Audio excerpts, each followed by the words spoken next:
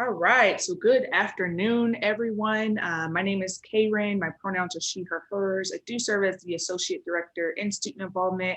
And today I am really excited to bring Dr. Mitch Nasser to talk a little bit about leadership and responsibility as part of our virtual leadership series workshops for this spring. I'm just going to let Dr. Nasser kind of really take it from here. But if you all have any questions or, things that you want to talk about, like feel free to use the chat function or just to unmute your microphone. So Kate, I know that you're here and we are super excited to have Dr. Nasser. I know I'm excited because I go to a lot of your presentations and really like the work that you do, but just so fortunate and thankful that you decided to participate. So without further ado. Well, thank you for those great comments. It's nice to know this is being recorded. I could use this as evidence of doing a good job down the road. So, it's truly an honor to be here and talk with you all about the intersection of leadership and responsibility.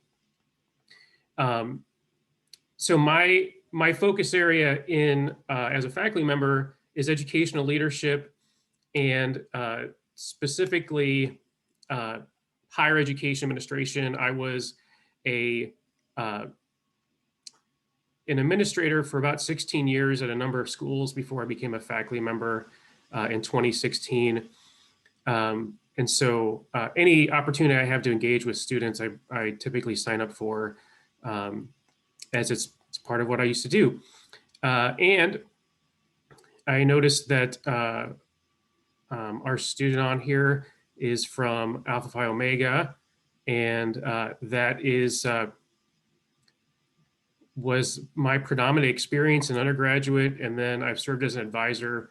Actually work with the chapter here a little bit, attending some meetings, but I've served as an advisor at a variety of chapters as well. And my hope is that this kind of presentation, that you're able to, whether you're live here or you're watching this some other time, that you're able to take some of these reflective components and then put them into practice within your own student groups. And so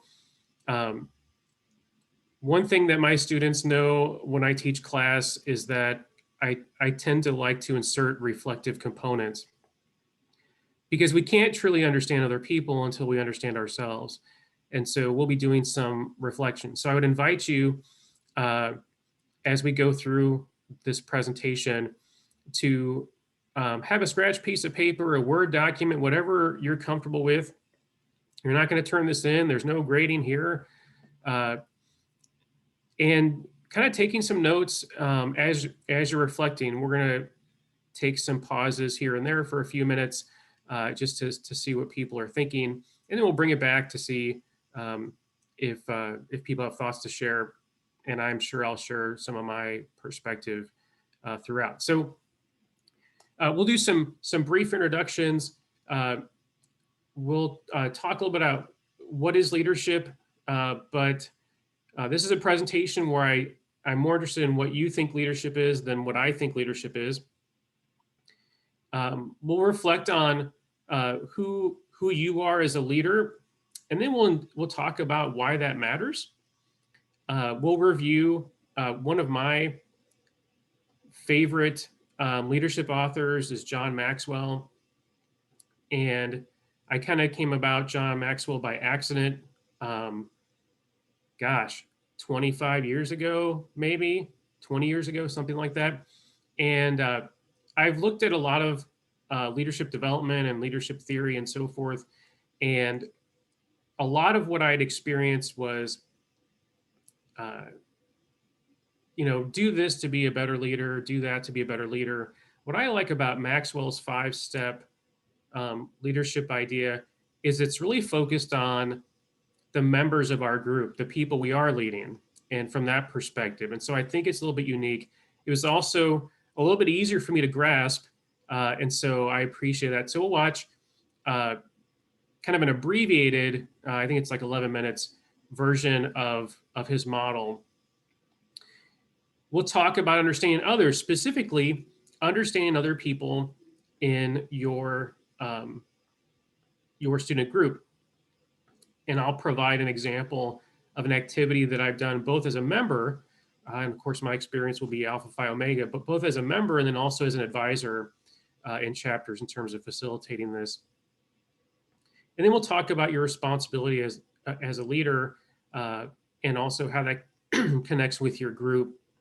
And once again, do some self-reflections. There's self-reflection throughout this presentation.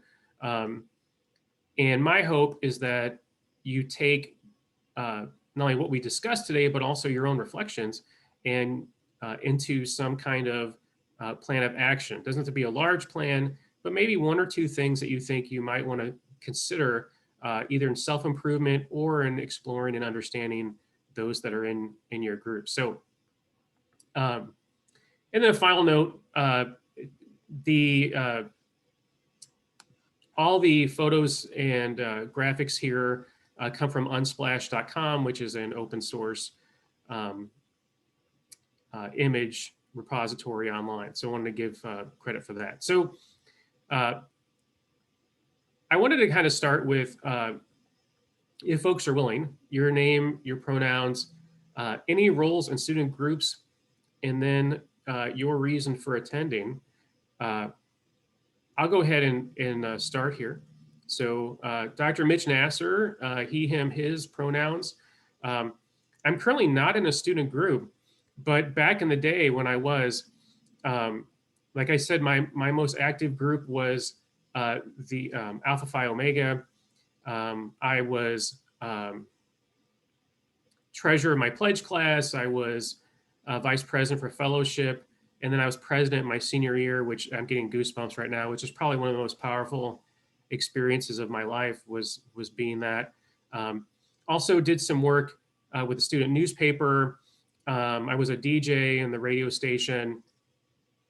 I did stand-up comedy and some other things with the Student Activities Board on campus, and did some collaborative work with them with concerts and so forth. So several different things, but my predominant role was Alpha Phi Omega was what I really dedicated myself to. And my reason for attending is I'm presenting, but I'm really interested in this topic. So if I'd been invited to attend this even without presenting, I probably would have been interested in it. So just open it up if anybody else would like to introduce themselves and answer these questions.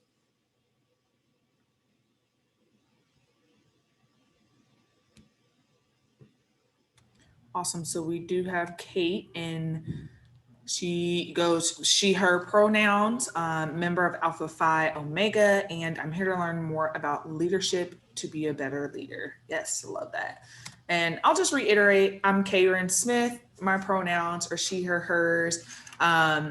Just kind of like you said, Dr. Nasser, I had some predominantly like really positive experiences in certain student groups. So I was a member of Zeta Phi Beta Sorority Incorporated, which is one of the traditionally African and African-American sororities on campus. I did serve as a resident assistant, which really wasn't necessarily a student group, but definitely one of the more, most premier leadership opportunities. At least that's how KU branded it at the time that I was a part of. And then I wrote down too, you mentioned being an advisor. And I think that, being an advisor of a student group, you really do start to look at leadership a little bit differently. And I think that I'm going to keep that in mind as we go through some of the activities that you have for us today. And I think that's such a great point. Is that not only will some of this information help students who are, perhaps in either leadership experiences now or seeking those in their groups, but also for folks working with those groups as well. So I appreciate you bringing that point up. So this is reflection stop 1. So I like to pause for a few minutes, and whenever I pause, I tend to turn my camera off so I don't distract people. What I'd like you to do is on your scratch piece of paper, your Word document, or whatever you're using, think for a minute, because I want this to be intentional, and then consider your 5 greatest skills, whatever those may be.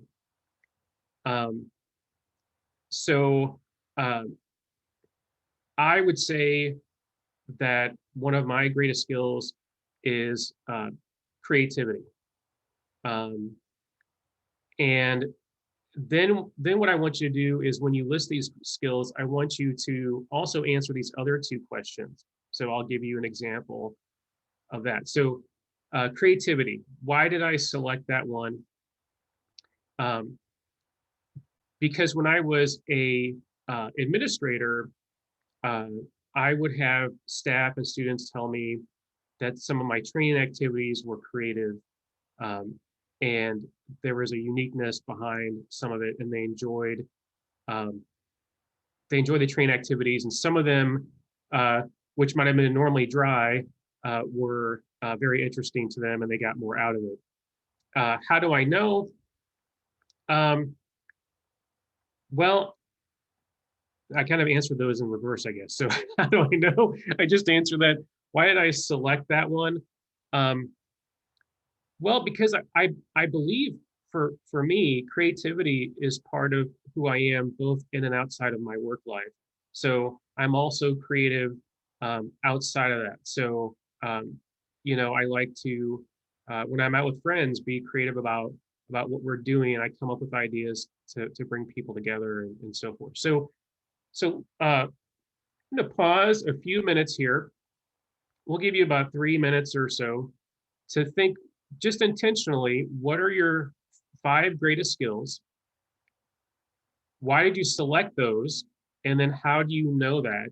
And then we'll bring it back in about 3 minutes uh, and give folks an opportunity to share.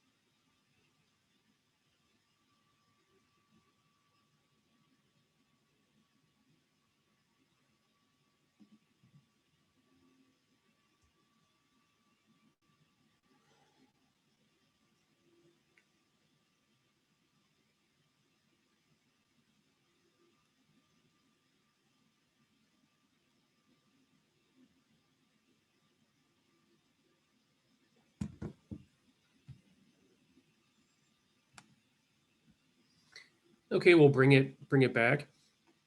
And you can always go back to some of these questions I'm asking and pausing. So when we stop for some other moments, if you want to go back and add to what you jotted down for greatest skills, then feel free to do that. So And then just open it up here, no pressure, but if anyone wanted to share perhaps one of the skills they wrote down, how you know you have that skill, and then why you selected that skill. I wrote down teaching the detail, pretty basic skill that you get out of any veteran to some degree, and that's just the first thing that popped in my head. Being a veteran, it's like a skill that's kind of not available in the marketplace otherwise. Awesome. So there's a uniqueness for the skill. Great.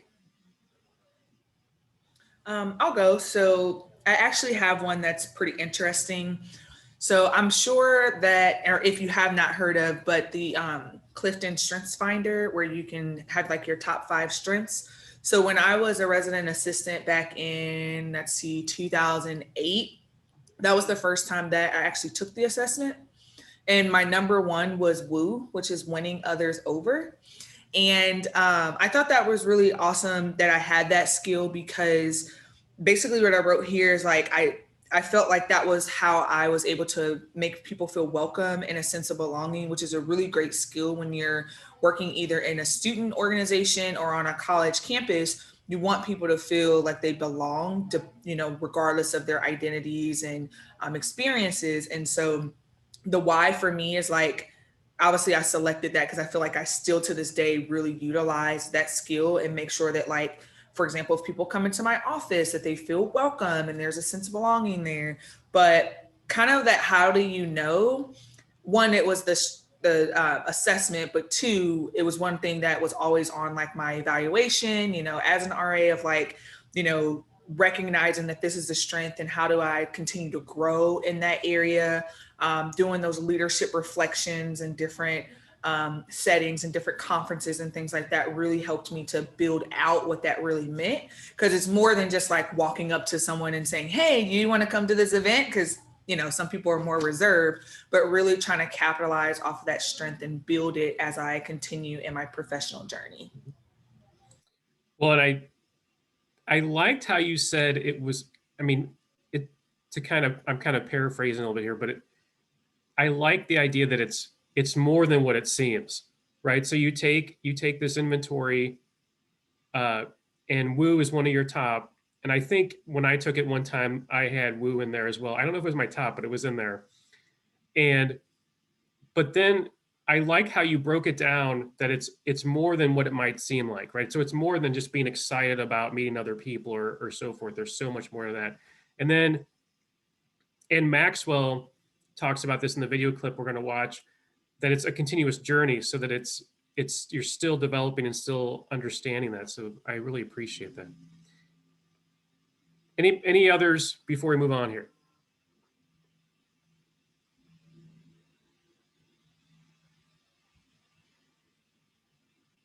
All right.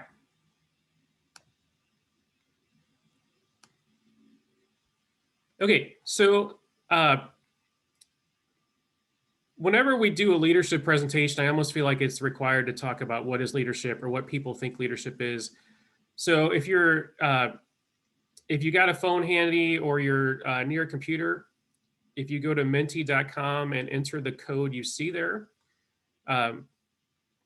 you should see a question once you submit what is leadership, and you can just toss in words or phrases, whatever you think, and it'll appear on the screen. Or at least whenever I do something like this, I cross my fingers, it appears on the screen.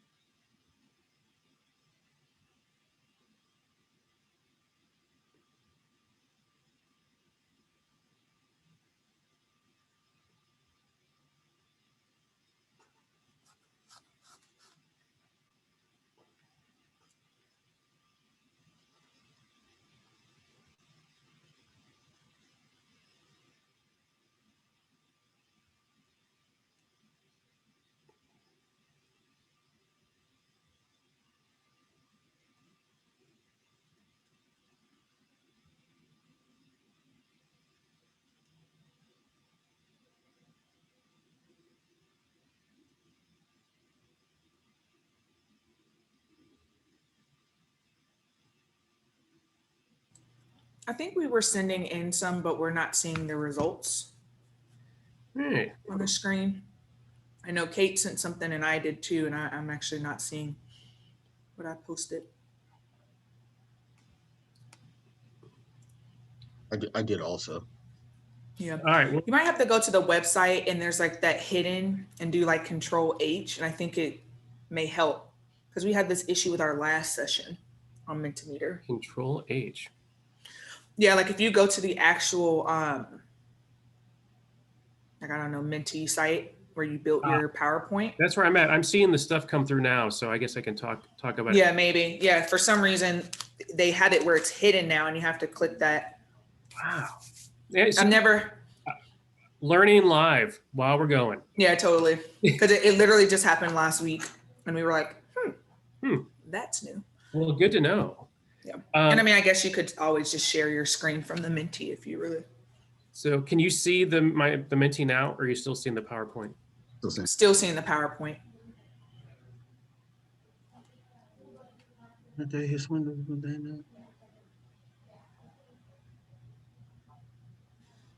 There we go. So we have vulnerability, guiding others, Got it. responsibility, courageous, motivator.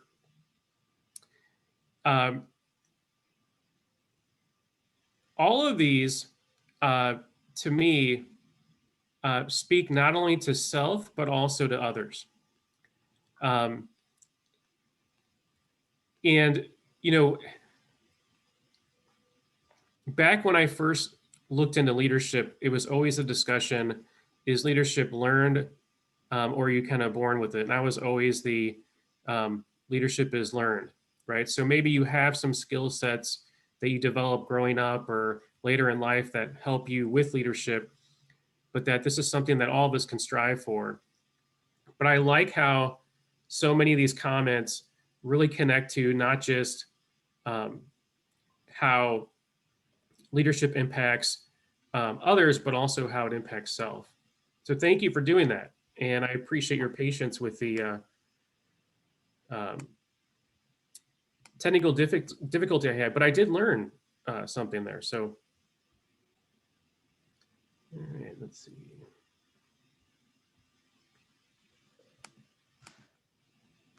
All right. So, so I mentioned at the beginning that, hold on. There we go. Okay. So I mentioned at the beginning that one of my favorite leadership theorists or researchers is John Maxwell, in part because for me, it was easier to grasp his idea. And I also like to focus on the people you're leading as opposed to, you know, here's what you do to be a leader. And so I really liked the 5 levels of leadership. If you're curious about the entire discussion, I think it's like an hour and 15 minutes or an hour and a half. But this is the abbreviated version. It's about 11 minutes long. So what I'd like to do is play this. And then what I invite you to do is if there's something that John says that kind of connects with you, to just write down a word or a phrase. And then we can talk about it briefly afterwards.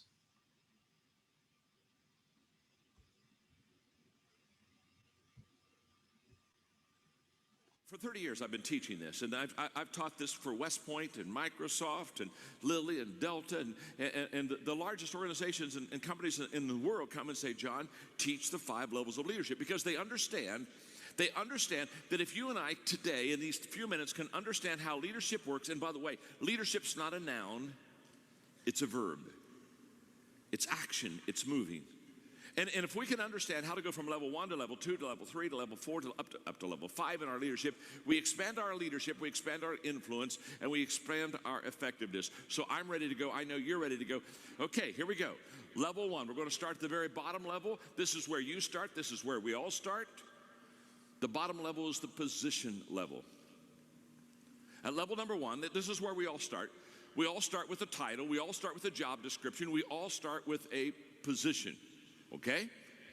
And the key word at level number one, the key word is rights, R-I-G-H-T-S, rights. In other words, people at level number one follow you because they have to. In other words, you're the boss, or you have a title, or you're the supervisor, and anybody that's under that person, they just basically follow that person. Now, this is the beginning of all of our leadership journey. We get a leadership position. In fact, people will come to me all the time. They'll say, John, I just became a leader last week. And when they tell me they became a leader last week, I know what they meant. They really didn't become a leader last week. What they really did is they got a leadership position last week. And by the way, the position doesn't make you a leader. I know a lot of people who have a position of leadership, but they're not a good leader. You know that too. You probably worked with them before. So the position doesn't make you a leader, but if you're a good leader, you can really make the position. But it's where we all begin. Now, the upside of level one is simple. It's a place where you and I get to shape and define our leadership. We get a leadership job, we become a supervisor, and now we begin to work on ourselves as a leader, and we begin to define who we are. That's kind of the upside. Now, let me give you the downside of level number one. The downside of level number one is the people who follow you will give you the least amount of their energy and effort. In other words, if they're following you because they have to follow you, if they're following you because that's what they've got to do to get their paycheck, if they're following you because you have the position over them, if that's the case, they will always give you the very least of their time and of their ability and of their effort and of their mind. The good news is you don't have to stay at level number one. You can go to level number two. So let's go to level number two as quickly as we can. The first level is the positional level. The key word there is rights. I get certain rights, so you've got to follow me. Level number two is the permission level. And at the permission level, the key word is relationships. And at this level, people now begin to follow you because they want to. Now, there's a world of difference between following somebody because you have to and following somebody because you want to. Now, what happened between levels 1 and 2? Well, what's happened is you've connected with your people. You've not only connected with them, but relationally, they like you and you like them, and you've got to know each other. And so now in this work environment, they're not following you just because you are a supervisor. They're following you because you do have a position. You are a supervisor, but you are a supervisor that people like. Relationships with people are the foundation of leadership. You build your leadership off of relationships. Why? Because leadership is influence. And you cannot influence somebody that you antagonize. On level number two, what happens is you begin to develop relationship skills. And let me describe the leader on level two. The leader on level two, they have three things that they do extremely well to be a relational leader. One is they listen well. In fact, they take all of their leadership cues from walking slowly through the crowd and listening. They listen well. Secondly, they observe. They're conscious about where their people are and what their people are doing, and they're constantly observing them. And thirdly, they're learning. They're learning. And then in the process of listening, observing, and learning, they have an attitude of servanthood. They know how to serve. And if you're going to grow as a leader, you have to grow beyond your position, beyond your title. Yes, you have a position. That's level one. But the second level is relationships and the ability to get along with people. That's level two. Let's go to level number three. There's another level higher. The third level is the production level. The key word there is results. And at this level, you're starting to help the bottom line of the company. You're starting to, quote, bring home the bacon. At this level, you become effective as a leader. And you become effective as a leader on level number three because you produce. And the characteristics of leaders at level number three are very common. One is that they produce by example. In other words, they are the example for the other people that follow them how to be effective and how to be productive. You see, the greatest motivational principle in the world, is that people do what people see. There's too many leaders they're like travel agents. They're sending people where they've never been themselves. And you want to be a tour guide. You want to take people with you. You want to say, this is the area where I've been, this is where I live, this is the area where I lead, come along and follow me. And at level number 3, your leadership begins to gain credibility because now you are fleshing out for the people around you and you are modeling for them things that they want to see, and you are starting to produce. Which something else happens because you're becoming productive in your own life. You begin to attract people that begin to be productive also. In the 21 Irrefutable Laws of Leadership that I wrote, one of the laws is the law of magnetism, and the law of magnetism just says we attract who we are, not who we want. Level number 4 is the people development level. This is what I live for. This is what I strive for.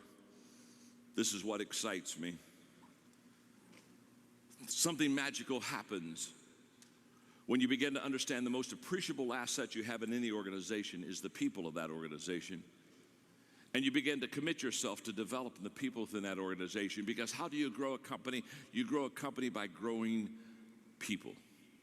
And when you grow them, they increase their capacity. And when they increase their capacity, they begin to increase the capacity of what you can do and what you can accomplish. Successful people have discovered what they're good at. Successful leaders discover what other people are good at. Now you take them and say, okay, I understand what their strength zone is. I understand what their giftedness is. Now I'm going to equip them. I'm going to come alongside of them, and I'm going to develop them, and I'm going to train them. And I use a very simple, for many, many years, a simple 5-step equipping process. It really works. Step 1, I do it. It's that simple. You can't teach somebody what you can't do yourself. We may teach what we know, but we reproduce what we are. So if you're going to reproduce yourself, you got to be it yourself. So the first step is I do it. Step 2 is I do it and you're with me.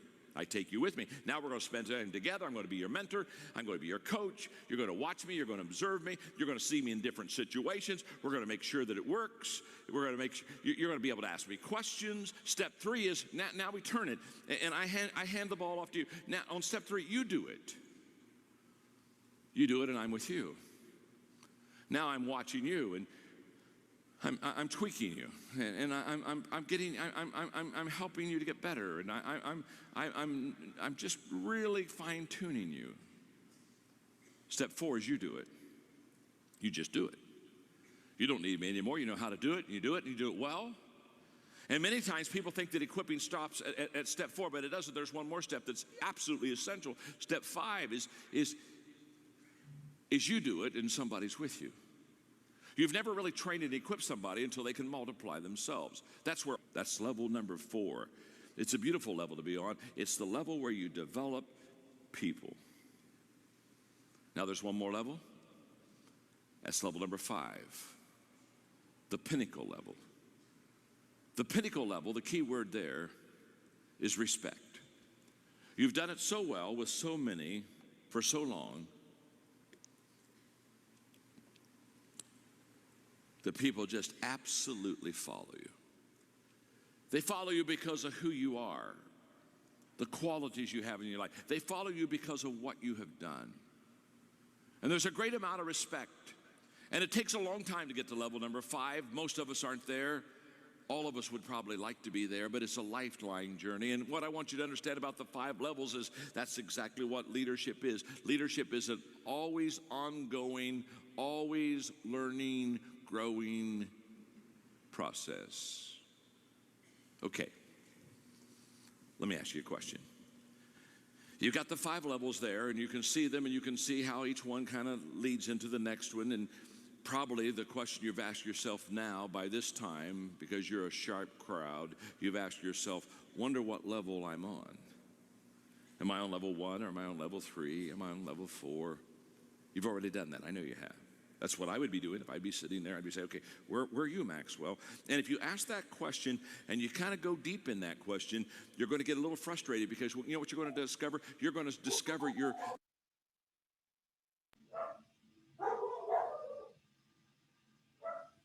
that you're not on the same level with everybody. That with somebody, you're maybe on level 2. With somebody else, you may be on level 4. Isn't that true? If somebody new came in the company, Sorry, my dogs all of a sudden started barking. Let me see if they calm down here. That's the joy of Zoom. All right, let's see if we can get through the last 30 seconds here. you're on level 1 with them. And what you're going to discover is that you're on different levels with different people. Now, I wish I had an hour to teach this whole process, but here's what I want you to understand. Here's your assignment, very simple. Take the people that you lead, put their names down, and ask yourself a simple question. What level am I on with that person? Do your best to kind of put a number there, and I know it can kind of bleed together, so it's not quite an exact science, but do your best shot, because after you know what level you're on with each one of your people, then you're going to know specifically how to lead them. Now, here's the key. Whenever you try to cast vision with people in your organization, in your department, they don't see you based upon who you are as a person or as a leader. They see you through the 5 levels grid. And a person on level 1, when you talk about a vision, a person on level 1 sees you entirely different than a person on level number 4. The commitment level is much higher the higher you go with your people. So therefore, when you cast a vision or when you lay it out for your people and say, this is where we want to go, just understand it may be the same company, it may be in the same building, it may be the same time, it may be the same speech, but the reactions are going to be different. And the reactions are going to be different because they're on different levels with you. So take the notes, study them, apply them to your life, begin to be a student of the 5 levels of leadership. And I wish you well. Because leadership is influence.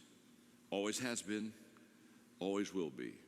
And within you, you have the power to increase that influence. God bless. Thank you very much. Have a great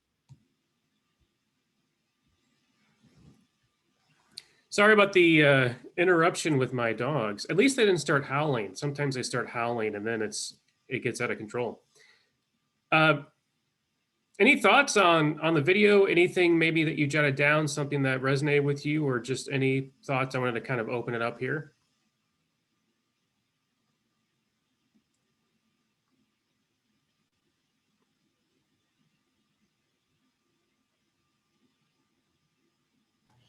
I really like the point that he made about leadership kind of being more of a journey. And like, obviously he did kind of walk us through the steps, but I think people fail to realize that it's a journey, and they either think that they have what it takes to be a leader or that they don't, you know, kind of what you talked about earlier.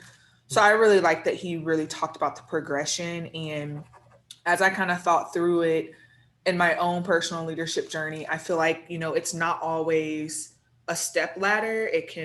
You can go back into, you know, a certain point based on your experiences. So if I'm in another student group, or now that I've become an advisor, or now that I'm an employee, and what does that look like? So, or like even a supervisor. So it got my wheels turning a lot about, you know, what he said about that. Yeah, the journey, and like you said, the different roles we play in different groups and organizations. Awesome. One of the things that that I connected with the second or third time I watched the video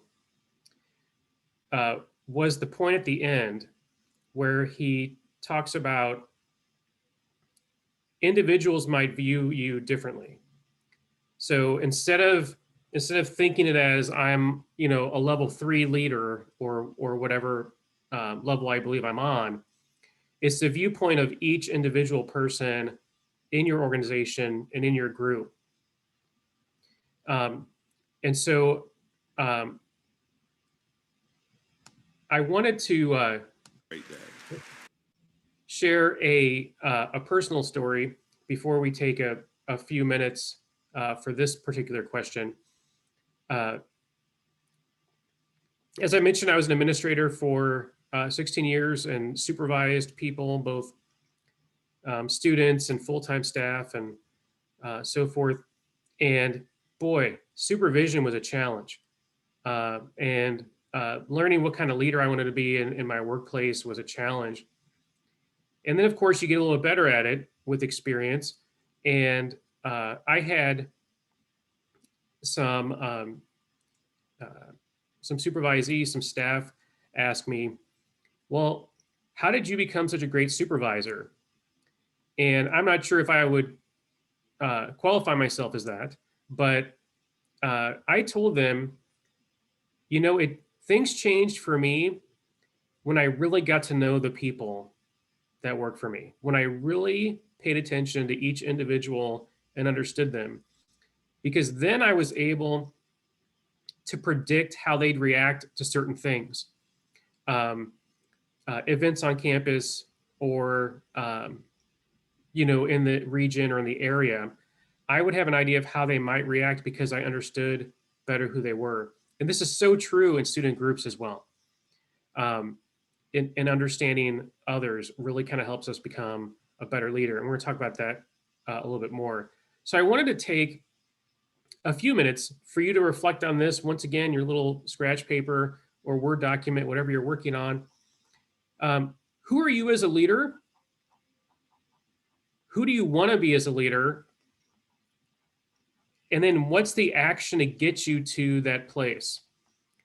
And then kind of a subsequent question is, will people follow you? So if you reach that level of who you want to be as a leader based on some kind of action plan, will people follow you based on who you would like to become? So let's take just a few minutes to reflect on that, and then we'll come back and chat about it briefly.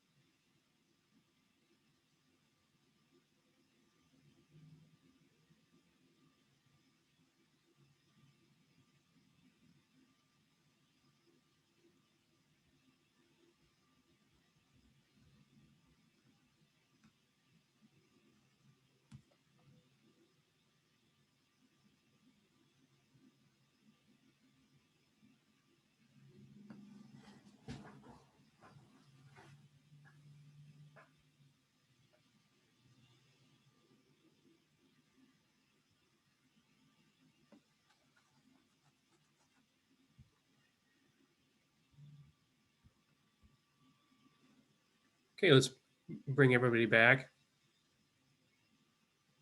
And I did notice in the chat, Kate connected with the discussion on connecting to individuals in leadership, and also that there's not one way to be a leader, which are both very important points based on the video. Does anybody want to share anything they wrote for any of these questions briefly before we move on, give an opportunity there? I'll share with just that first question of who I am as a leader. And I think currently, just given this whole, how do I say this, like atmosphere with COVID-19, I find myself to be a very nimble and flexible leader because you just never know when things are going to change, whether that's a policy or, you know, just a situation based on what's going on campus. So I just feel like that's something that I've really learned a lot about, is how to be flexible and nimble to be able to lead a team of professional and students in the office. Awesome. Anybody else want to share? So I wrote, as a leader, I am overall in charge and the subject matter expert for the area at hand. Awesome.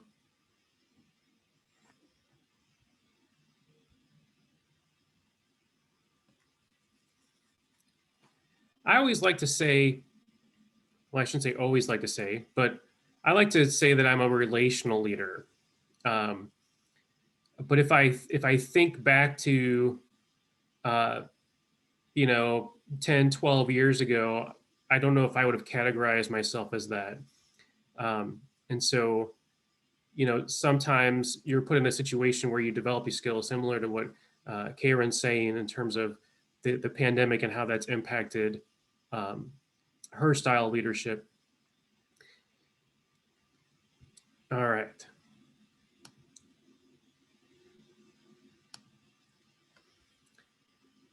So this is something I want you to, we're not necessarily going to, there go the dogs again. We're not going to necessarily take some time to reflect on this, but I want you to maybe reflect as we're talking about it. I just really believe that in order to lead others, we have to understand who they are. So when you think about your group, who are the members of your group? And not just, you know, not just what their names are, but who are they? What do you know about the members of your group? And if you think to yourself, well, I know their names, and then there's 6 or 8 or so that I'm really close with and we hang out, so I know them better, then that's an opportunity to do something within your group to get to know everybody better. Do you know why they're in the group or why they joined? And let me talk about why it's important to consider this. I'll give two examples. And once again, I go back to my Alpha Phi Omega days. We had when I was an undergrad, we had a very big retention issue in the chapter. So we would have 75 people in a pledge class. But our chapter never got over 150 people, because people would join, they would stay for a semester or two, and then they would just not be involved anymore, or they would leave. And when I became president, this was something that, as I kind of thought about what it is I wanted to do, something I really wanted to learn more about. And so we did different activities where we examined why people were members of the group, why they had joined, and more importantly, why they're still in it. I had a meeting with individuals that had been in it their entire college career. So people that had been in the organization for 4 years, which was a very small number of people. And I heard things, and this might resonate with some of you. My friend is in it, and so I joined because of that. I had some folks say, well, you're president, and that's why I stayed in it, because you got elected. That's great, but those aren't necessarily strong reasons to join something. And so you're actually more likely to lose those people as members of your group. And so when we get to responsibility, that to me is where this links together, is that we have a responsibility in leading our groups to know who they are, to know why they're in the group, and probably even more importantly, why they're still in the group. So do we do a lot of philanthropy in our group, or do we do a lot of programming on campus? If someone connects to something that's significant within the group, they're going to stay. But we don't know that unless we ask the question. The other thing is we can't assume people join and or stay in the group because of us. When I advised a chapter at an institution I was at before I got to Lindenwood, that kind of happened. There was some dissension in the group, and a big reason for it was because the leadership felt that everybody joined the group for the same reasons. And so we chatted about it, and I said, well, how do you know that? Well, because that's why people join. Well, you can't just assume that everybody joins for the same reason. So we had what I call the processing session, where after a meeting, we stayed, I think, about an hour and a half later after the meeting, and people just talked about their experience in the group, why they joined, why they're still in it, what excites them about the group. Because sometimes if people are not in a leadership role in a group, they may feel uninvolved, especially if the group is smaller. So if you have a group of 25 or 30 people and there's 10 or so people on leadership positions, you could have just an automatic separation there without even doing anything.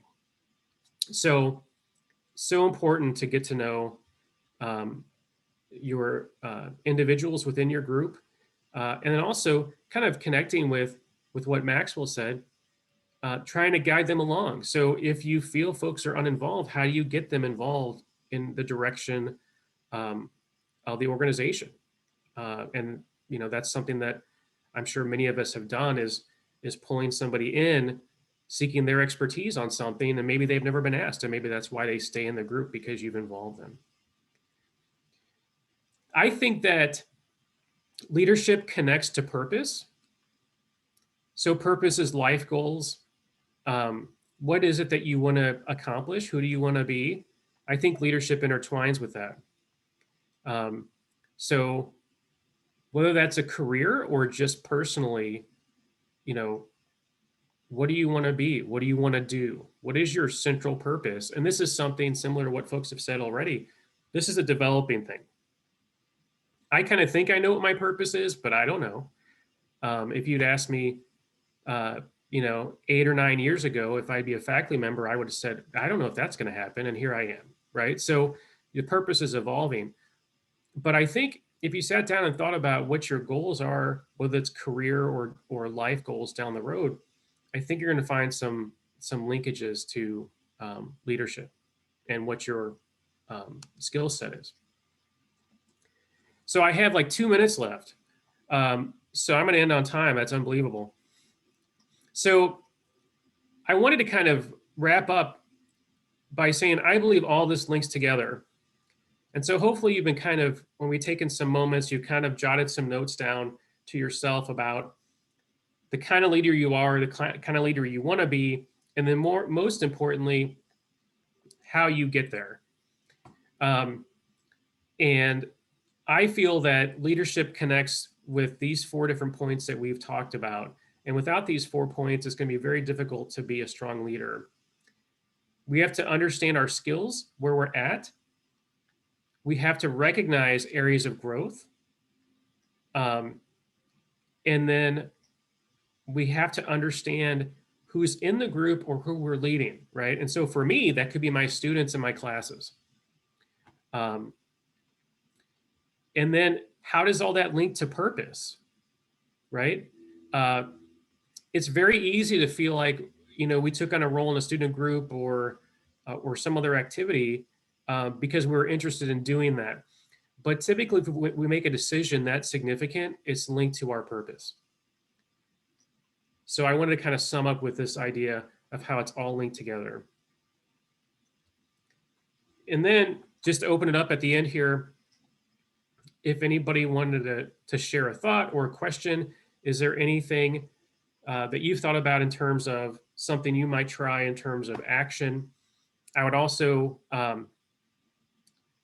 invite you or those folks that might be watching this later. If you have thoughts and you don't want to share them now, you can find my information on the Linwood webpage, and you can send me an email and tell me what your plan is. I am more than happy to meet with you and talk about it. Because as so many of you said already, the learning doesn't stop here, it continues. So I wanted to open up here as we wrap up, in case anybody had anything to say.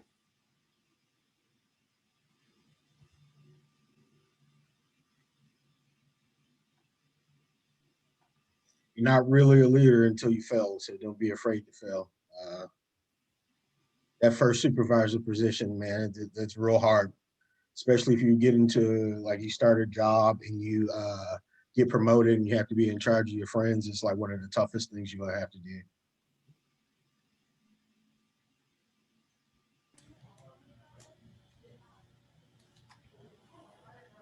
Kate says, thanks for the presentation. It was very informative and helpful. Awesome. Oh. Yay. Yeah. Awesome. Well, I appreciate your time attending. For those that watch us later, I appreciate your time as well. And Karen, I will turn it back over to you. Absolutely. Well, thank you so very much for participating in our virtual leadership series. Dr. Nasser, thank you so much for facilitating. I know I learned a lot. I jotted down a lot of notes, so I'll be able to go back and reflect on that. Before you two head out, Kate and Chris, I would love it if you could take this survey. It is a post-event survey. Not only does it help me assess the learning that hopefully you had today, it will also give me the opportunity to give some feedback to Dr. Nasser. So now I'm going to stop the recording.